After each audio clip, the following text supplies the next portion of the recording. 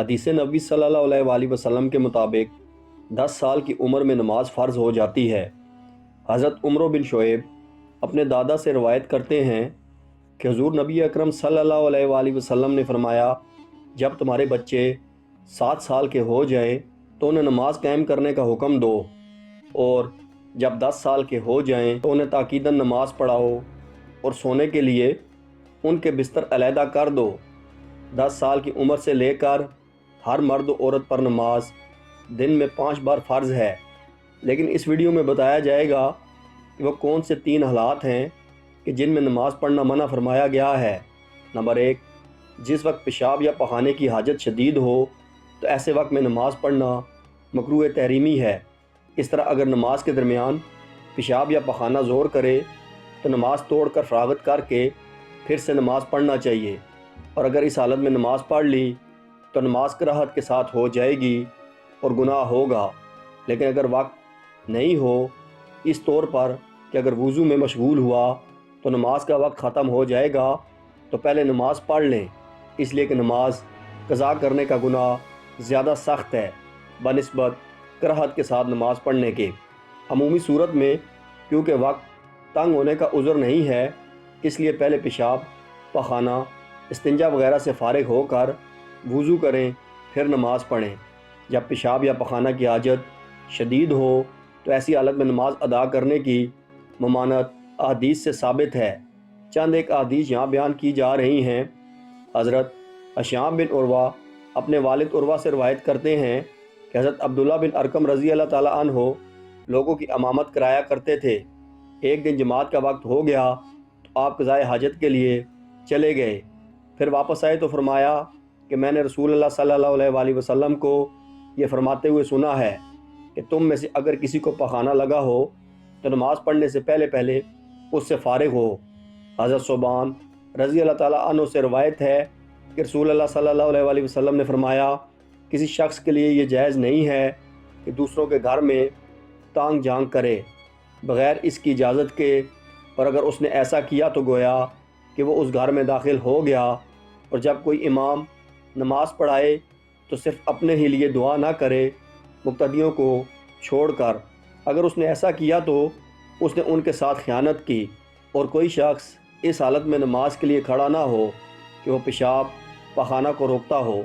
حضرت ابو امامہ رضی اللہ تعالیٰ عنہ سے روایت ہے کہ رسول اللہ صلی اللہ علیہ وآلہ وسلم نے فرمایا کہ کوئی شخص اس حالت میں نماز نہ پڑھے کہ وہ پیشاب پخانہ کو روکتا ہو۔ حضرت عبداللہ بن ارقم رضی اللہ تعالیٰ عنہ بیان کرتے ہیں کہ نبی صلی اللہ علیہ وآلہ وسلم نے فرمایا، جب نماز کا وقت ہو اور تم میں سے کسی کو پخانہ پیشاب کی حاجت ہو تو وہ پہلے رفع حاجت کر لے۔ نمبر 2، سخت بھوک کی حالت میں نماز پڑھنا۔ اگر جماعت تیار ہو اور بھوک بھی شدت کی نہ ہو تو ایسی صورت میں پہلے کھانا کھانا جائز نہیں ہے، لیکن اگر صورتحال ایسی ہو کہ نماز کا وقت ہو اور بھوک شدت کی ہو اور انسان کو پتہ ہو کہ وہ کھانا کھائے بغیر نماز میں خشوع و خضوع برقرار نہیں رکھ سکتا، ایسی صورت میں پہلے کھانا کھائیں گے اور پھر نماز ادا کریں گے۔ اور اگر آپ اکیلے نماز پڑھ رہے تھے یا آپ نے خود ہی نماز کروائی تھی تو نماز سے پہلے کھانا کھانے میں کوئی حرج نہیں ہے، لیکن اگر جماعت کے ساتھ نماز ادا کرنی تھی جبکہ بھوک بھی معمولی تھی تو پھر ایسا کرنا جائز ہے۔ فقیہ ابو انیس رحمۃ اللہ علیہ فرماتے ہیں کہ جب آدمی کے سامنے کھانا رکھا جائے اور نماز کے لیے اقامت کہی جا چکی ہو تو کھانے سے فراغت حاصل کرنے میں کچھ حرج نہیں، پھر نماز پڑھ لے جبکہ نماز قضا ہو جانے کا خوف نہ ہو،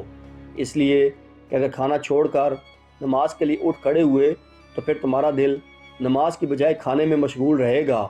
لہٰذا بہتر یہ ہے کہ پہلے کھانا کھا لیں اور بعد میں نماز پڑھ لیں تاکہ نماز میں پوری توجہ حاصل ہو۔ حضرت نافع رضی اللہ تعالیٰ عنہ سے روایت ہے کہ نبی صلی اللہ علیہ وآلہ وسلم نے فرمایا، جب تم میں سے کوئی کھانا کھائے تو ہرگز جلدی نہ کرے یہاں تک کہ اس سے فارغ نہ ہو، اگرچہ نماز کے لیے اقامت کہی جائے۔ حضرت عائشہ رضی اللہ تعالیٰ عنہ، عبداللہ بن عمر اور انس بن مالک رضی اللہ تعالیٰ عنہ سے روایت ہے کہ رسول اللہ صلی اللہ علیہ وآلہ وسلم نے فرمایا، جب نماز کھڑی ہو جائے اور رات کا کھانا بھی سامنے آ جائے تو رات کے کھانے میں پہل کرو۔ جب نماز کھڑی ہو جائے اور کھانے پینے کی اشیاء سامنے موجود ہوں تو مناسب یہ ہے کہ کھانے پینے میں پہل کی جائے تاکہ نمازی کی بھوک ختم ہو جائے اور اس کا ذہن دوران نماز کھانے پینے کی طرف نہ لگا رہے، لیکن اس کی شرط یہ ہے کہ نماز کا وقت تنگ نہ ہو اور کھانے کی ضرورت اور اس کی چاہت یعنی بھوک بھی ہو۔ نمبر 3، نیند کے غلبے کے وقت نماز پڑھنا۔ حضرت انس بن مالک رضی اللہ تعالیٰ عنہ روایت کرتے ہیں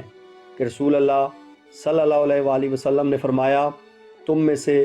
جب کسی کو نماز پڑھتے پڑھتے نیند کا غلبہ ہونے لگے تو اسے چاہیے کہ سو جائے، یہاں تک کہ نیند کا خمار کچھ نکل جائے اور وہ یہ سمجھ سکے کہ میں کیا پڑھ رہا ہوں۔ ام المومنین حضرت عائشہ صدیقہ رضی اللہ تعالیٰ عنہ سے روایت ہے کہ رسول اللہ صلی اللہ علیہ وآلہ وسلم نے فرمایا، جب تم میں سے کسی کو نماز میں نیند آنے لگے تو اسے چاہیے کہ آ کر اپنے بستر پر سو جائے، کیونکہ اس حالت میں اسے پتہ ہی نہیں چلے گا کہ وہ اپنے بارے میں دعا کر رہا ہے یا بد دعا کر رہا ہے۔ شارحین حدیث نے اس حدیث کو صلاۃ اللیل پر معمول کیا ہے،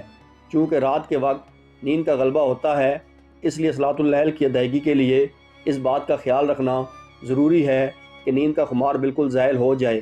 اور اس کے بعد نماز ادا کی جائے، جبکہ بعض حضرات اس حدیث کو عام قرار دیتے ہیں۔ یہ حدیث فرض اور نفل سب کے بارے میں ہے۔ اس صورت میں یہ وضاحت ضروری ہے کہ فرض نماز کی ادائیگی میں اگر کافی وقت باقی ہو تو غلبہ نیند کی صورت میں کچھ دیر آرام کر کے نماز پڑھ لے، اور اگر وقت تنگ ہو رہا ہو اور نماز قضا ہونے کا خطرہ ہو تو اپنی پوری کوشش کر کے اپنے آپ سے نیند اور سستی کو زائل کر کے نماز ادا کرے۔ حضرت ابو قتادہ رضی اللہ تعالیٰ عنہ فرماتے ہیں، فرمایا، تفریط نماز میں کوتاہی نیند میں نہیں ہے، تفریط تو بیداری میں ہوتی ہے، یعنی نیند میں اگر کسی شخص سے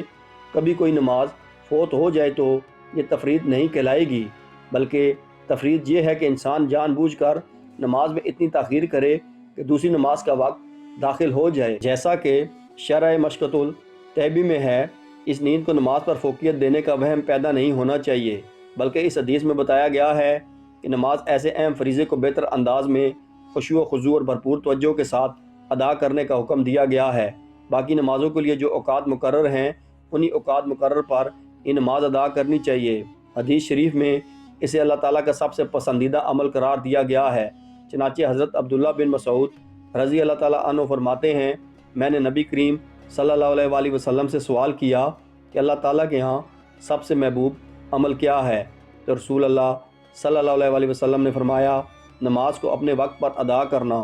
مقررہ وقت کے اندر کسی وقت بھی نماز پڑھی جائے تو نماز ادا ہو جائے گی اور وہ نماز ادا کہلائے گی،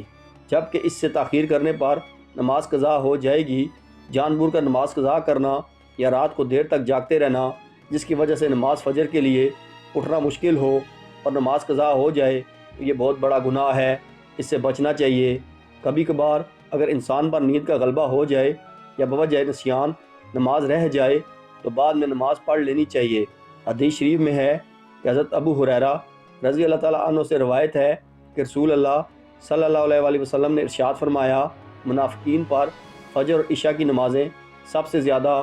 گراں اور بھاری ہیں، اگر انہیں ان نمازوں پر ملنے والا اجر معلوم ہو جائے ان نمازوں کی ادائیگی کے لیے گھٹنوں کے بل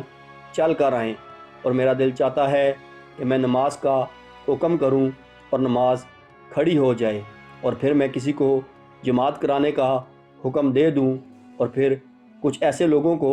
ساتھ لے کر جن کے پاس لکڑیوں کی گٹھڑی ہو، ایسے لوگوں کی طرف نکل جاؤں جو جماعت میں کسی شرعی عذر کے نہ ہونے کی صورت میں بھی شریک نہیں ہوتے، اور جا کر ان کے گھروں کو آگ لگا دوں۔ فقیہ ابو انیس رحمۃ اللہ علیہ فرماتے ہیں کہ آدمی کے لیے اونگتے ہوئے نماز پڑھنا مکروہ ہے، ہاں اگر پڑھ لے تو جائز ہے، جبکہ نماز کے تمام افعال اور قرأت پورے ادا کر سکے۔